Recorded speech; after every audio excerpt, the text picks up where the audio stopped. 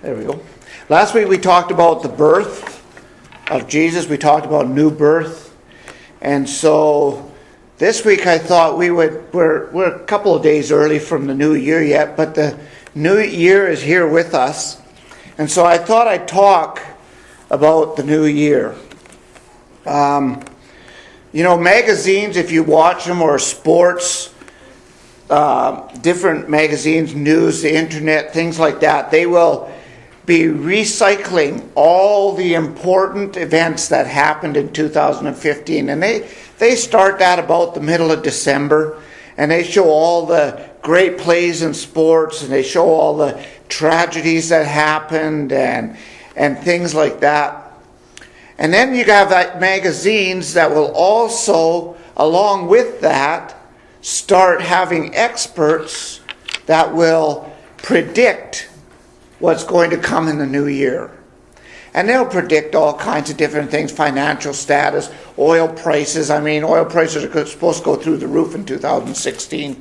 One I heard, another one they're supposed to tank. And they have all these predictions, and some of them make 20 and 30-year predictions. It's interesting because back in 1967, there was a prediction made that you and I would be working a 22-hour work week, and some of you remember this, and that we'd have a 27-week year that we would work. And so our problem, because of technology, was going to be, how do I deal with all of this spare time that I have?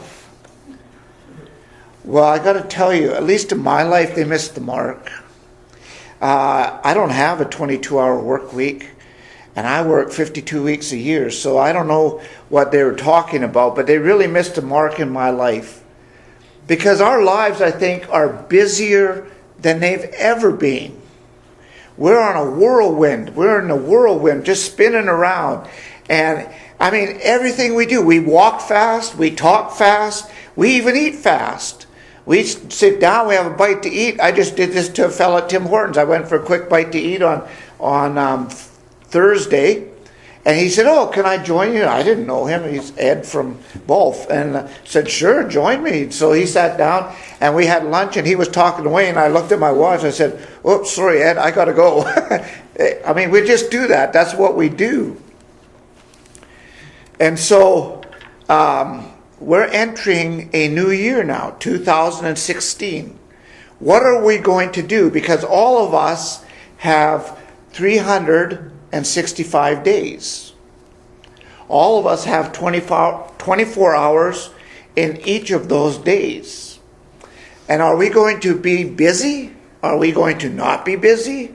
How are we going to use our time? Are we going to look back at 2016 and have joy or regret? Are we looking now forward to it with dread or anticipation? Some of our schedules are set already, and it isn't even 2016 yet. That's how fast we're moving. Well, Paul gives us some advice. He has a message for us in Ephesians chapter 5, starting in verse 15. And I think there's some important lessons here. He says, "Look carefully then how you walk, not as unwise, but as wise, making the best use of the time, because the days are evil. Therefore do not be foolish, but understand what the will of the Lord is." All of us have limited time. We don't always understand time or recognize time as it is. In the 39th Psalm, David talked about how fleeting time is. Man's here for a few days and he's gone. Life is fleeting. In the 90th Psalm, he said the span of man is 70, maybe 80 years. And then he will soon fly away. And if you're doubting that, and you're thinking like a young person that 80 years is really old and a long time away, it goes like that.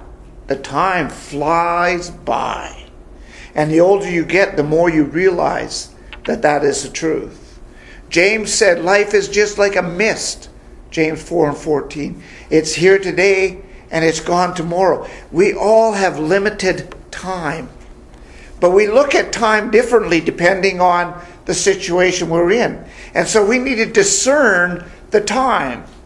Back in Genesis 29 and 20, Jacob has gone to Laban and he has fallen head over heels in love with Rachel. And Rachel is just the sweetest thing he has ever seen in this world. And he wants her. And Laban says, well, if you work for me for 7 years, you can have her. Most of us would say, 7 years? Are you kidding? We're used to the instant right now, and we got to have it now. We're gratified now. What we want, it's got to be there. Genesis 29 and 20 says it was like a few days to him. Can you imagine 7 years being like a few days? Because he was in love. It's like the teenagers that are in love and they go, and I know no one here has ever done that, but you go and you pick up your girlfriend or you go pick up your boyfriend and you're sitting in the car and you're just talking and you're in love and all of a sudden you're supposed to have her home at 10 and boom, it's midnight. You look at your watch, where did the time go? Well, for you, that was really quick. For the parents sitting back home, it was an eternity. Where's my daughter? What's going on? And that worry, and it was just an eternity for them. So we have to be careful how we use our time. People's Magazine a while back talked about this machine that was made. It was called Dead Ahead. And that machine told you how much time you had left, depending on if you were male or female. If you were male, it went to 75 years. If you were female, it went to 80 years. And then it calculated back and it told you how much time you had left. Well, that would be really neat if that could be done. Then I'd have exactly 6,376 days left. But the problem with that machine is it doesn't work. The truth is, we may not have tomorrow. We may not have the rest of today. We don't know. But we could be gone tomorrow. And so we don't know how much time we have left. All we know is we have some time.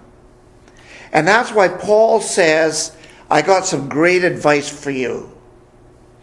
You need to use that time very carefully. Make the most of every opportunity. Have you ever looked back and thought, man, I wasted so much time on there? You know, we get bugged out because of little things that happen and we waste time. Diane and I were photocopying some pictures at Walmart and she did 15 of them. She scanned 15 of them into the computer and then the computer decided it wanted to reboot. And she's frustrated because that's a waste of time. But think about how we spend our days and our nights every day and every night. How much time we might be wasting. See, Jesus said in John chapter 8 that Satan is a murderer and a liar. He's the deceiver. And what he wants to do is deceive you with your time. If he can deceive you with your time, he's got you. And the Lord hasn't got you. And so he wants you to waste time. So he tempts you with sin, with cheap affairs, with immorality, with gossip, covering up lies, all of that kind of stuff. And then he says, oh, and now I want you to feel guilty. Don't you feel guilty about all of these things? And you sit there and you waste a whole bunch of time feeling guilty. And as long as we do that, Satan wins. Because we're wasting the time that God's given us to glorify him. So whether it's in the sin or the guilt of sin or any of those things. But it's not just in bad things that we waste time. We can waste time in good things, doing good things. You know, we have people in this world that do so much good, but some of it can be a waste of time. In Luke chapter 10, Jesus walks into a town, and there's a couple of sisters that live in that town, Lazarus' sisters, Mary and Martha. And so when someone comes to town, God has told us that we are to be hospitable. And especially for the Jews, if someone came into town, you opened your home and you said, hey, come eat with us. Do you need a place to stay? And you were to practice hospitality. That was one of God's will for you to do, or commandment for you to do. And so Martha took this to heart. Jesus comes into town. She invites him in. And she gets busy cooking up a meal and preparing stuff. And there's her lazy sister Mary. She goes in and she sits down at the feet of Jesus. And she's listening to Jesus speak. And Martha gets her nose all out of joint. And she goes and she says, look, Jesus, look, Lord, tell her to get off her butt and get over here and help me. Get her over here and help me cook this meal and show some hospitality. And Jesus said, Martha, Martha, you have many concerns. But right now, Mary's doing the better thing. You see, what happened was Martha got caught up in the here and now. And she didn't recognize that she had God in the flesh in her living room. And it's not bad on Martha. She didn't sin. She didn't do anything wrong. And yet Jesus said she was a little distracted. So good things can distract us too, even if it is the right and proper thing to do sometimes. Because they were supposed to practice hospitality. That's all she was doing. It was a good thing. I mean, have you ever gone hungry? I haven't, but have you ever gone hungry? Food's a good thing to have when you're hungry. It kind of fills that spot. But you and I get caught up in that very same thing. We have a Martha syndrome. In our life, tell me if this doesn't fit in yours, it fits in mine. We have overload. Overload of everything. Our society has become accustomed to overload. And when we don't have it, we think something's wrong. We're overloaded with commitments. I was talking to a fella, and he was saying he farms, and he belonged to 4 organizations, and he was treasurer of one and something of another one, and he said, man, I got to learn to slow down. I don't have any time. And that's what we do. We busy ourselves. We think we're doing something great when we have all these commitments. But it's just overload. We're wearing ourselves out and wasting our time in a lot of cases. You know, when it comes to getting things, we're an overload. We have stuffed closets. We have garages we can't put our cars in because they're storing stuff that we have that we never use. The storage room downstairs is full of padding. You can't move in it. I mean, we just have stuff, overload. And we keep wanting more and going after more and buying more. And it's terrible, but we have overload. With work. How many people work 2 jobs now to make ends meet? Because the ends are overloaded, and so you got to overload with work.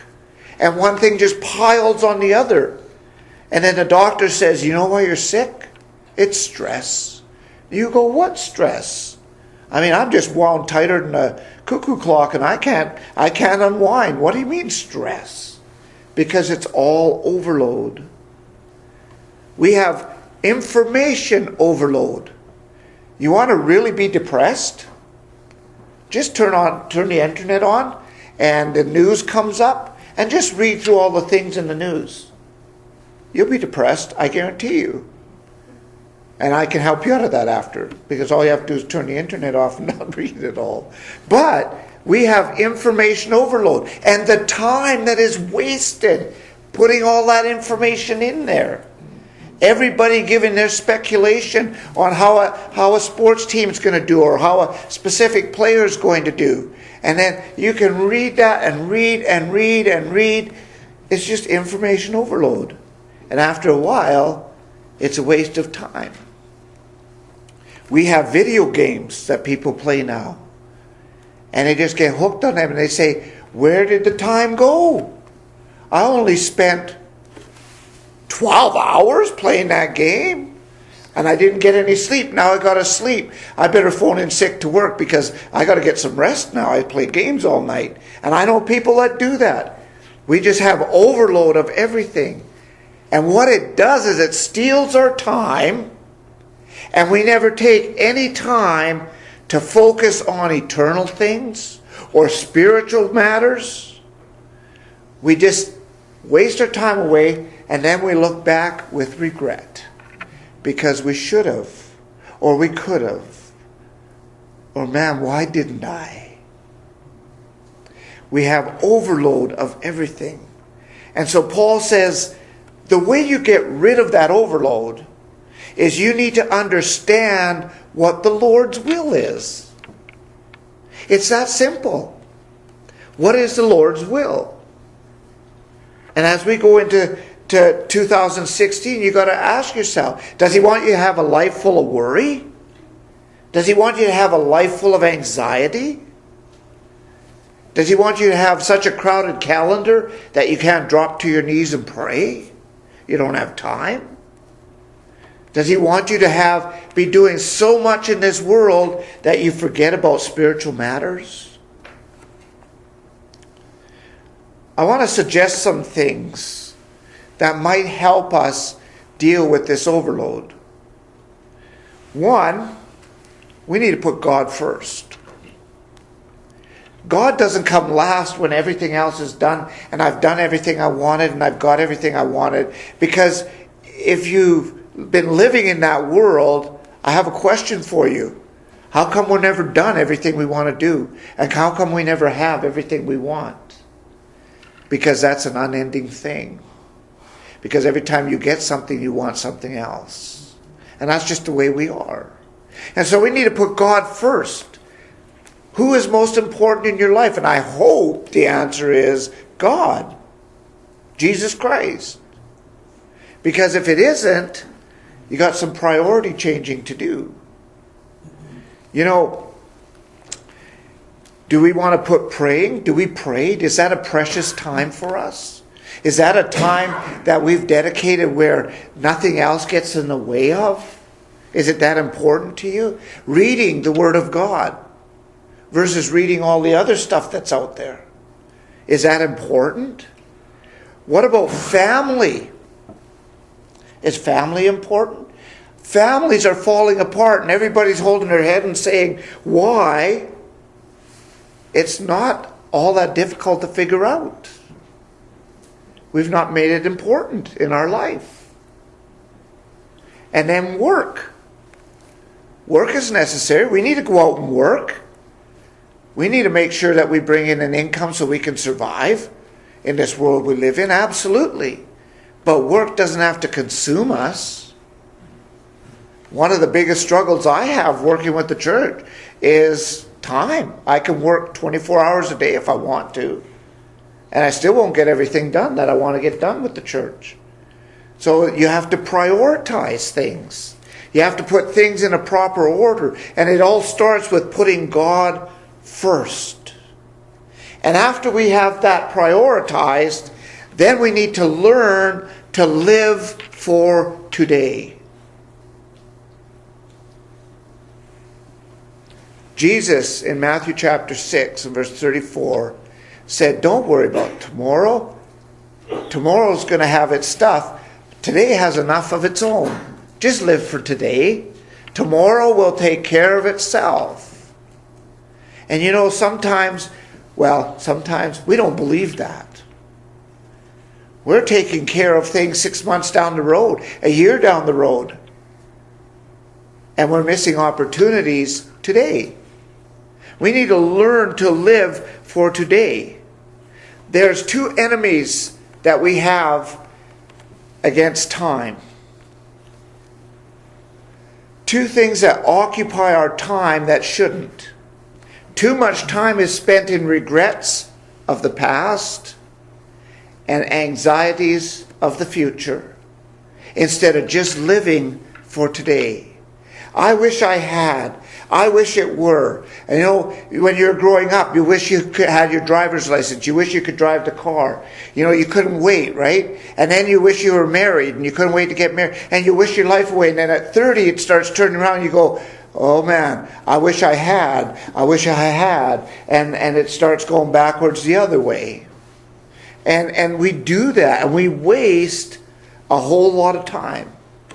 Gary Freeman tells of a girl, got out of high school, and she went to college, but she didn't like college. But she kept thinking, if I just get through college, then I'll get married, and I'll have children. And she finally got through college, and she got married, and she had children, and she went, oh my goodness, I didn't believe that children would be this much work. And it was hard, and she was struggling with that. And so she thought, man, if I can just get these kids off to college, I won't have to work anymore. I'll be able to relax. And the kids went off to college, and they had to pay for all their college. And the last kid got through college, and she said, oh, 2 more years, and I will be debt-free, and I can quit working. And she went into work, and she told her boss, she said, I'm done. And he said, do you realize if you work another 8 years, you'll have a full pension? And she said, oh, okay, well, 8 years is a long time. I have a full pension. So she worked another 8 years. And they bought a cottage. And she retired. And she sat on the rocking chair on the porch of the cottage. And she opened up the picture album. And she dreamed about the good old days. And that's how we go through life a lot of times. You know, one person said, life happens to you while you're making plans for something else. And that's often what happens. So we need to learn to live for today. 2015 is gone. A new one's starting. Some of us are already stressing about 2016 because of plans we've made. But that's not the way it should be. The way it should be is we should be looking today to the Lord to serve Him and to glorify Him with the time that He's given us. I hope during this new year that you will have enough happiness to keep you sweet, that you'll have enough trials to keep you strong, enough sorrow to keep you human, enough failure to keep you humble, enough success to keep you eager, enough friends to give you comfort, enough wealth to meet your needs, enough enthusiasm to make you look forward to tomorrow, and enough determination to make each day better than the last. We need to pray, Lord, help us to use the 8,760 hours of this year the wisest way we can in His service to His glory and honor. Paul was a great apostle, great man of God. He was an encourager. He was an admonisher. But he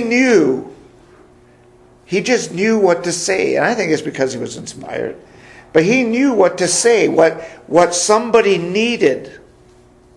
And he wrote something to the church in Rome. And I want to read that this morning as an encouragement to the church here some 2,000 years later. Romans chapter 13, and starting in verse 11.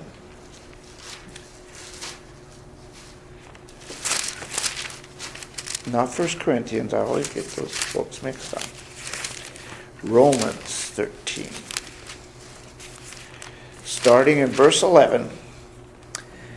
He says, besides this, you know the time. The hour has come for you to wake from sleep. For salvation is nearer to us now than when we first believed. The night is far gone. The day is at hand. So then let us cast off the works of darkness, put on the armor of light.